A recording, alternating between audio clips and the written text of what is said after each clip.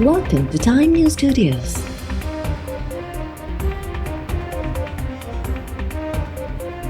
You are watching 6 p.m. Bulletin. Iran जो सदर मसूद पज़ेश्कियान पाकिस्तान जे 2 ॾींहनि जे दौरे ते लाहौर पहुची वियो। नवाज़ शरीफ़ ऐं वज़ीर आला पंजाब मरियम नवाज़ लाहौर एयरपोर्ट ते ईरानी सदर जी आजियां कई। ईरान जे सदर जी मरियम नवाज़ सां गॾिजी मज़ार इक़बाल ते हाज़िरी, मज़ार ते गुलनि जी चादर चाढ़े दुआ घुरी, महिमाननि वारे किताब ते तासुर लिखिया। ईरान जो सदर मसूद पज़ेश्कियान सदर आसिफ अली ज़रदारी ऐं वज़ीर आज़म शहबाज शरीफ़ सां धार गॾिजाणियूं कंदो। आला सतही वफ़दनि जी सतह ते बि गॾिजाणियूं थींदियूं। पाकिस्तान दौरे ते रवानो थियण खां अॻु मीडिया सां ॻाल्हाईंदे ईरान जे सदर चयो त पाकिस्तान जे दौरे जो मक़सदु वापारी ऐं इक़्तिसादी लाॻापनि खे हथी ॾियणु आहे। दौरे दौरान सरहदी सलामती ऐं इलाइक़ाई अमन जे मामलनि ते ॻाल्हियूं कयूं वेंदियूं। सरहदी मंडियूं ऐं राब्तनि जे गॾियल सहकार जा नवां रस्ता खुलंदा। हू पाकिस्तान ऐं चीन जे वन बेल्ट वन रोड मनसूबे में फ़ाल शिरकत जा ख़्वाहिशमंद आहिनि। कोशिश आहे त बितरफ़े वापार जो काथो $10 अरब ताईं पहुचे। पाक ईरान इस्लामी इतिहाद खे नुक़सान पहुचाइण जूं समूरियूं कोशिशूं नाकाम थींदियूं। पुट मिलण लाइ पाकिस्तान ईंदा सियासत या एहतजाज जो हिसो न बणिजंदा, PTI बानी तस्दीक करे छॾी। तोशाखाना 2 केस जी ॿुधणी दौरान सहाफ़ियुनि सां ॻाल्हाईंदे PTI बानी 1.5 कलाक ताईं पुटनि कासिम ऐं सुलेमान सां फ़ोन ते ॻाल्हि ॿोल थियण जी बि तस्दीक कई। PTI बानी चयो त जेल में अख़बारूं बि बहाल कयूं वेयूं आहिनि। पुट रुगो मूंसां मिलण पाकिस्तान ईंदा सियासत या एहतजाजी तहरीक जो हिसो न बणिजंदा। अमेरिकी सदर डोनाल्ड ट्रंप ई असांजे पीउ जे केस में फ़र्क़ु विझी सघे थो। PTI बानी जे पुटनि कासिम ऐं सुलेमान जो बरतानवी सहाफ़ी पियर्स मॉर्गन खे इंटरव्यू। कासिम ख़ान चयो त अमेरिकी सदर ट्रंप जे वेझे साथी रिचर्ड ग्रेनल सां मुलाक़ात कई हुई। असां ॼाणूं था त सदर ट्रंप ऐं मुंहिंजे पीउ जे विच में सुठा लाॻापा हुआ। सदर ट्रंप मां मदद या हिमायत जी उमेद रखूं था। सुलेमान ख़ान चयो त असां जॾहिं पाकिस्तान वञण जो इरादो ज़ाहिर कयो त पाकिस्तानी हुकूमत जे कुझु माण्हुनि असांखे चयो त गिरफ़्तार कयो वेंदो। असां वीज़ा हासिल करण जी कोशिशि करे रहिया आहियूं। दरख़्वास्त ॾिनी आहे पर अञा ताईं को जवाबु न आयो आहे। असां पाकिस्तान ज़रूरु वेंदासीं, भले कंहिंखे ख़राबु लॻे। नून लीग जे सेनेटर इरफान सिद्दीकी चयो आहे त तहरीक तहफ़्फ़ुज़ आइन पाकिस्तान जी APC जी पधिराई ते BLA जी छाप शर्मनाक आहे। 5 सफ़नि ऐं 32 नुक़्तनि ते ॿधल डिघी पधिराई में हर नंढे वॾे हक़ीक़ी ऐं ख़याली मसइले जो ज़िक्र आहे, पर पाक भारत जंग बाद पाकिस्तान जी अज़ीम फ़तह ऐं मार्क हक़ बाबति हिकु लफ़्ज़ जो बि ज़िक्र न कयो पियो।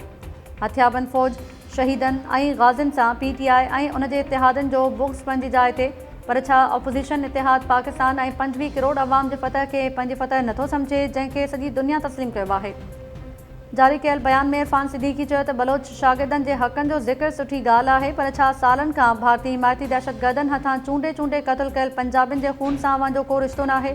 बलूचिस्तान जे बारे में APC जी पधिराई ते BLA जी छाप शर्मनाक हद ताईं वाज़े आहे। Army chief field marshal Asim Munir चयो आहे त पाक फ़ौज बदिलजंदड़ जंगी माहौल में फ़ैसिलाती वर्तनी खे बरक़रार रखंदी। ISBR मूजिबि सिपहसालार मुल्तान गैरिज़न जो दौरो कयो।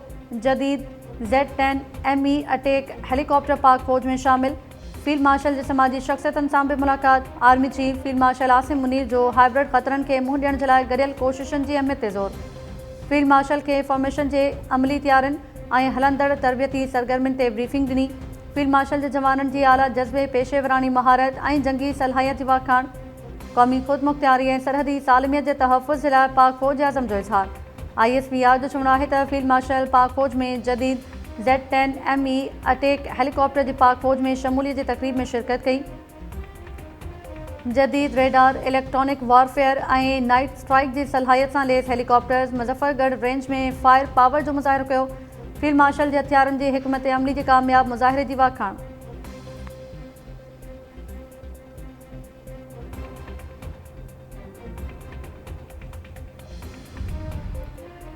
सॼे मुल्क मां अफ़गान मुहाजिरनि जी बेदख़ली जो अमल शुरू। घरू वज़ारत जे नोटिफिकेशन में चयो वियो आहे त POR कार्ड होल्डर अफ़गान मुहाजिरनि जे तरसण वारो मुदो 3 जून ते ख़तमु थी चुको आहे।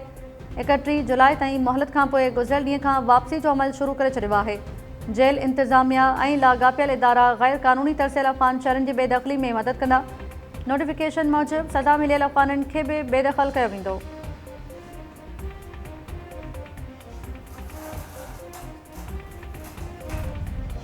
NPP सरबराह मुर्तज़ा जतोई जूनियर ज़ुल्फ़कार भुट्टो खे ऑपोज़िशन सां गॾिजी पार्टी ठाहिण जी सलाह ॾेई छॾी। मुर्तज़ा जतोई चयो आहे त सिंध में क़ाबिज़ माफ़िया मां जान आजी करण लाइ सभिनी ऑपोज़िशन पार्टियुनि खे गॾु थियणु घुरिजे। कंहिं हिकु पार्टी जे वस जी ॻाल्हि न आहे। शहीद भुट्टो जो वारिस जूनियर ज़ुल्फ़कार भुट्टो आहे। असां खेसि सियासत में भलीकार चऊं था। मुंहिंजी सलाह आहे त जूनियर ज़ुल्फ़कार भुट्टो ऑपोज़िशन पार्टियुनि सां गॾिजी पंहिंजी पार्टी ठाहे। सिंध में गरियल कोशिशि कई वञे त जीअं सिंध खे हिकु साफ़ सुथरे ऐं करप्शन खां पाक क़यादत मिली सघे। लाड़काने में बॉर्डर थाणे ते दाख़िल ड्यूटी अटकाव जे केस जी ॿुधणी थी। मुर्तज़ा जतोई वकील समेत अदालत आरो पेश। ॿुधणी 18 अगस्त ताईं मुलतवी कई वई। मुर्तज़ा जतोई चयो त सिंध हुकूमत खे कूड़ा केस दाख़िल करण खां सवाइ ॿियो को बि कमु न आहे। इंशाअल्लाह असांजे मथां दाख़िल कयल समूरा केस कूड़ा साबित थींदा। पुलिस में सियासी मुदाख़लत सबबि बदमनी जी सूरत हाल आहे। सिंध हुकूमत खे अमन अमान जी सूरत हाल ते ध्यानु ॾियणु घुरिजे।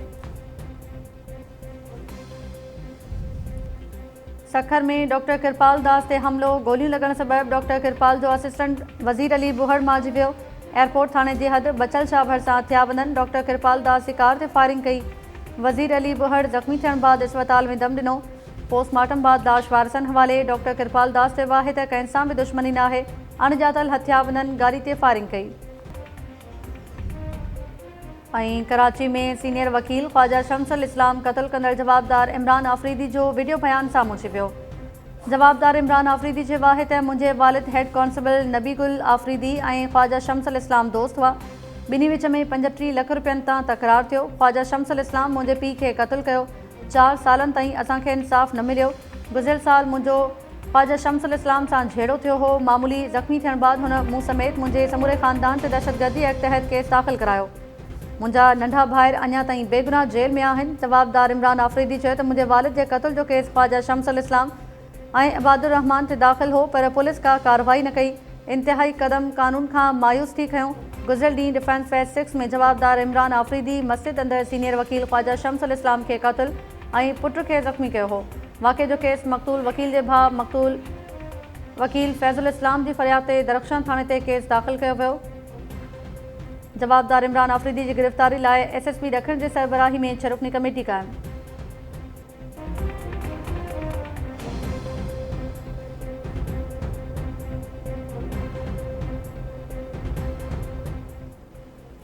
अस्सलाम वालेकुम नाज़रीन, टाइम न्यूज़ सां गॾु आऊं आहियां ताहिरा वज़ीर। हेडलाइन्स सां ॾिठियूं तफ़सीली ख़बरूं शॉर्ट ब्रेक खां पोइ।